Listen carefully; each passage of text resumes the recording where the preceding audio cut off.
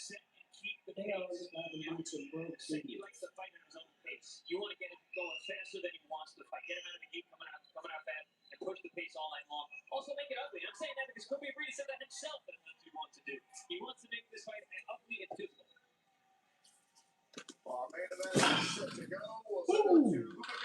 Welcome to Real Talk More. You just tuning in to my broadcast right now. One thing I want to tell y'all real quick, and I'll ask you what's your thoughts on this. If you had a fighter, right, and your fighter was going through some trials and tribulations, far as outside the ring, lost a loved one, a parent, or something like that before fight time, would you, as a boxing team, I got to use your team, when I say boxing team or individual, or the team or the individual yourself as a fighter, do you think that it's good for you to continue to go through that boxing match or go through that fight when you just lost a parent, maybe buried a parent or a child or anything like that, a loved one period? That's the question you gotta ask yourself.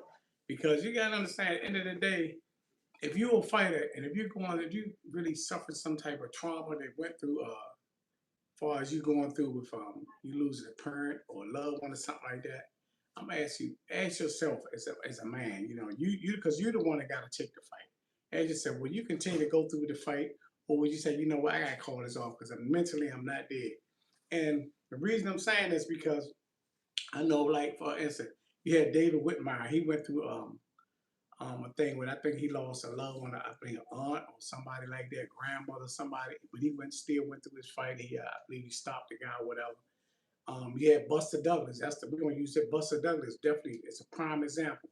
He just buried his mother. Somebody lost his mother, and he when he fought Mike Tyson, that gave him the strength to win the fight. When he pounded on that, when Mike Tyson knocked him down, he pounded on the pavement on that canvas and got up and went to work on Mike Tyson. All because he lost. He dedicated that fight to, I believe, his mother or grandmother, something like that. But the question is, you got to ask yourself. And like I say, y'all understand when you got bloggers like myself or YouTube influencers and things like that, you gotta understand we say things because we don't know what the fighters are going through. You know what I mean? We don't know what these fighters are when they get in the boxing ring. You don't know if they lost a loved one. Like, and also you had Gary Russell. When Antonio Russell, he fought and he had relations.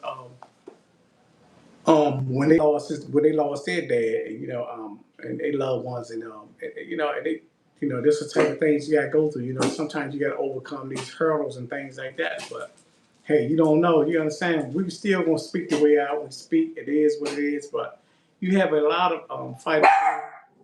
Hold on. You have a lot of fighters come here and they go through there. You know what I'm saying? When it comes to, okay, sorry. There's a lot of fighters, they get in that boxing ring. You don't know if they 100%. When I mean 100%, I'm talking about 100% mentally there. Because at the end of the day, when these fighters, they might lose a grandmother, mother, father, a loved one. They're going through these boxing matches. You guys say, do you really think these coaches and team members or things, do they take any of that into consideration? Because they could have easily took it into consideration and said, you know what? This brother ain't mentally there. You can see some fighters. You see some fighters when they come out to fight, they going through the emotions. They really haven't fully recovered from a funeral they just went to, or buried their mother, their father, their child, their grandmother, or a loved one. Period. So you don't know if their mind really is not there in the fights, and you see that, and then you wonder why. Like you look at fights, damn, this always got demolished, man. He's nothing like. His fight when we seen him fight last week or last month or 2 months ago or 6 months ago, he's nothing like that. But you understand, it's business because they look at it like this. You sign that contract, you got to go through it. But always contracts are made to be certain things can come up when guy can get hurt. You see fighters do it all the time. The money ain't right. They first thing say, oh, you know what? I caught a stomach virus, I caught a cold, or I caught, COVID. They get a doctor note and say they caught COVID and be lying on the go because the money wasn't right for the team. So they make up all types of excuses to get out of fights, so therefore they don't have to go through that. But at the end of the day, you got to understand, then you got a lot of people on the flip side, which you got coaches and managers don't care about it. Look, man, I got a house bill to pay. I got a partner, I got a car note to pay, or I got this to pay, or I got this house I got to pay, or you got to fight. And so some guys go through that and they get humiliated. You know, they go through the boxing matches, they get dominated and punched out. And some of them even get hurt. You know, some of them might not even leave the ring because they have so much focus and so much trauma of losing their loved ones, whereas though they can't actually really totally focus all the way. But we don't see it like that. We just look, oh man, he just look bad. You know, he just look dominant. He don't even look like he should have been there. But at the end of the day, you gotta ask yourself, who is that for? Is it for the fighter to go through what he's doing? I mean, for us, him not saying like, no, I can't go through this, man. My mother's still on my mind, or my father, he's still on my mind, or I just buried my daughter, or my grandmother, or whoever I love on period. See, sometimes people gotta stop, man. You gotta have a little bit of sensitivity. You know, you gotta have some type of. You can't be insensitive or what you call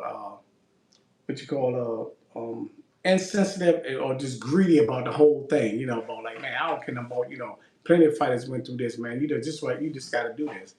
But you can also get a fighter, you know, beat up real bad or just look real bad, and you know, or get even hurt, you know, because they're going through that. We've seen a lot of fighters. We know we can go. I mean, the list can go on about fighters we've seen that actually still participated in the boxing match when they just buried a child. Mike Tyson, he went through this stuff when his daughter had passed away. You know, she got hurt on the treadmill and all that. And, you know, she passed away.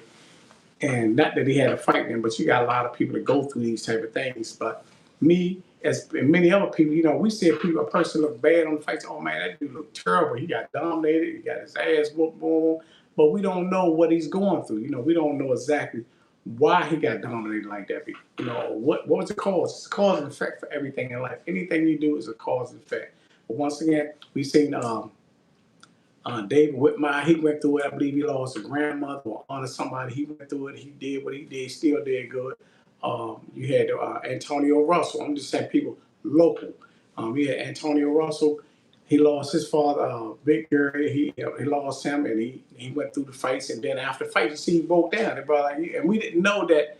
You know, we didn't know that death affects people in different ways, man. You know what I mean? Death, you know, a death for me, I can lose. You know, for instance, you can have a clear person, which I say white folks. White folks they'll lose a grandmother or a wife or a husband and be back to work that same day. They burn that day and be back at work, sitting there with a cup of coffee, like nothing ever happened.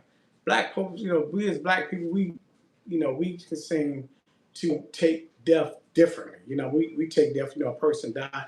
It might take as much weeks or even a year to, you know, overcome that. And you know, but when you put a fighter in this swear like this, and he just buried a loved one or buried his daughter, grandmother, father, mother, whatever, you don't know what he's going through because mentally, I mean, he's not there. Mentally, he might be physically there, but he's not. You know, you understand? We as men, we don't tell everything. We don't tell everything, or we kind of don't put out everything to let the world know.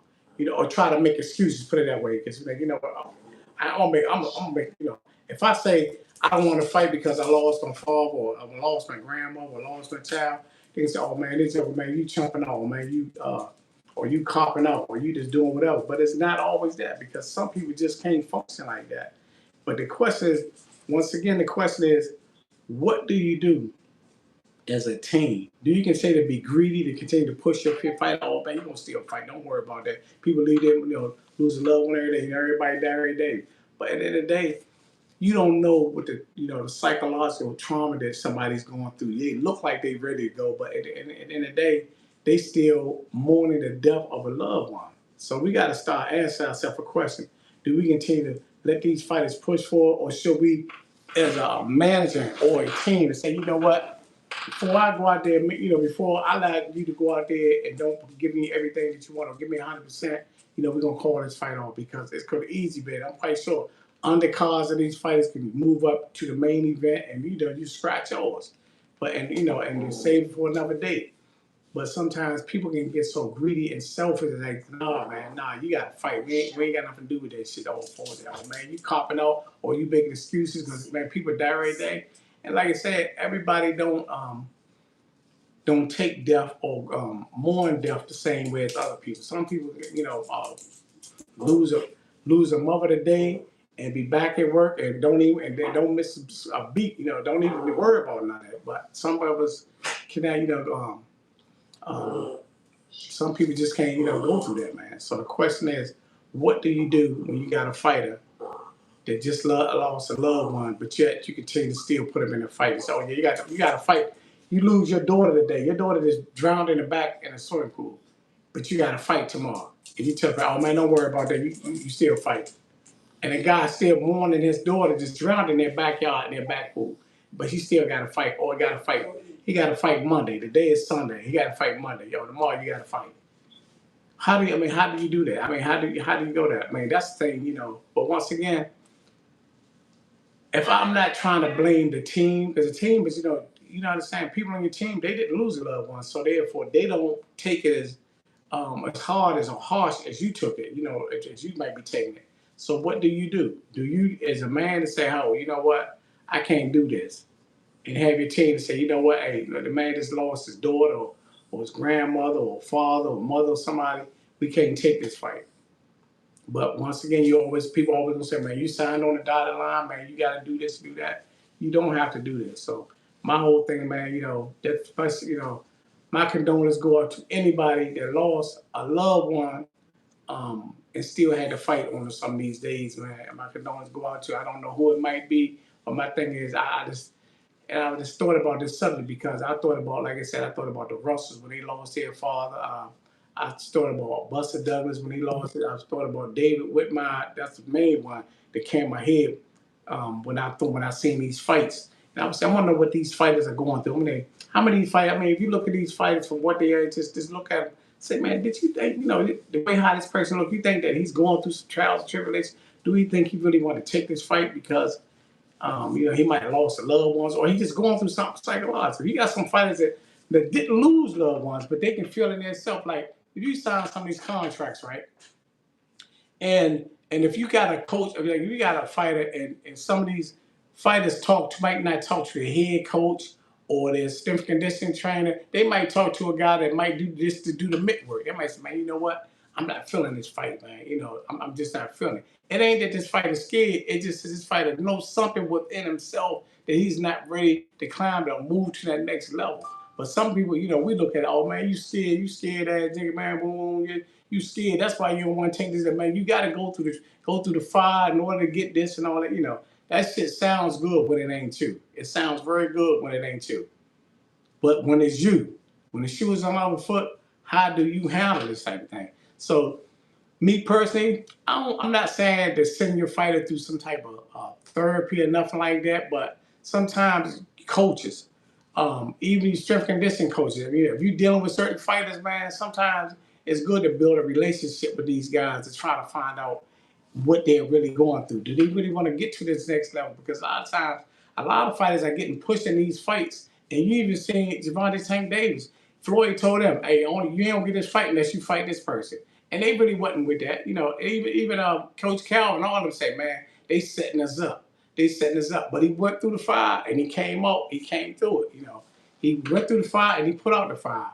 But some people are not built like that, and you don't know what they're going through. So my thing is that a lot of these coaches and people that's circle the team, sometimes you need to speak to some of these fighters, man. Some of these fighters need these certain fights to go to the next level. But you understand, when their fighters don't perform at their best, and you see how they work for their whole 8 weeks of camp, 6 weeks of camp, or how many weeks of camp that you preparing yourself for these fights, you have to sometimes ask these fighters, man. Somebody got to pull to the side to be a therapist to these fighters, man. Because these fighters are human beings.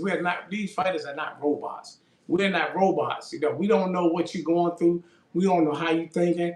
Certain fighters can speak about certain things, but really something else is going on within itself. Because we know this is a brutal sport. And we see, man, Freddie, I watch some of these guys, man, their mental just deteriorate, man. We see how slow most of these guys is because they've been punching the head so much and the body took so many shots, man, and it's pathetic, And then you had De La Hoya, you had what's the other Ali grandson, try to speak about that the Ali new act, and then people, and Dana White and the Sheik and all of them, they got so much money, all that stuff was worth, pretty much was worthless because at the end of the day, they still did what they wanted to do. As far as override it, they're gonna do what they want to do because they don't care. That's why I say you got to make sure y'all get in there with the right management. You sign with the right people, and some of these guys y'all know here. And I'm talking about the DMV. Y'all got one of these promoters in here that's very racist as hell. Stop dealing with these guys, man. You put their ass out of business, man. You don't need them, and stop being so pressed to sign your fighter to some of these racist ass dog contracts, slave contracts. A lot of y'all guys selling. I mean, they sell it to y'all, and y'all just want to fight. Okay, I want to fight, so I'm gonna sign on the dotted line. Stop doing that, man. Take your time, man. When you got a good fighter, man, decent fighter, everybody ain't gonna be able to jump straight out there and be what's his name? Jamal Harvey. Jump out there and sign with big people like Jake Paul and stuff like that. Everybody ain't gonna be able to do that. They're gonna have to slow walk it to get where get where they need to be at. But at the end of the day, I'm gonna tell you something. Y'all know who I'm talking about. I got this racist ass promoter here in the DMV. He signed these slave contracts for y'all, and y'all so pressed to jump out there. You got Eric Davis out here. He's not racist. He's black. He's not racist. And I'm not trying to say this because he's black. He's this and he's that. But I believe he's a lot better than this racist ass promoter that we got out here in the DMV. Stop allowing these guys being so pressed to jump out there on their cars. You don't need these guys, man. It's other promoters out there. Y'all can get with that. You're going to get with you because, it is what it is. But like I said, when you got a fighter, man, just understand your fighter, man. Get to know your fighter. Don't just look at him, as his boss. That's all the relationship we got. It's just fight, fight, fight. Because sometimes you get these fighters out here and they not performing. And you be like, damn, hold up. He's looking nothing like he was in the gym. He looked like he was raising shop in the gym. Man, to get these fights, it's like totally different. Because you don't know what your fighter's going through. You got to question your fighter. And if you feel like your fighter's going through something, a loss of a loved one or something, man, look, stop the fight, man.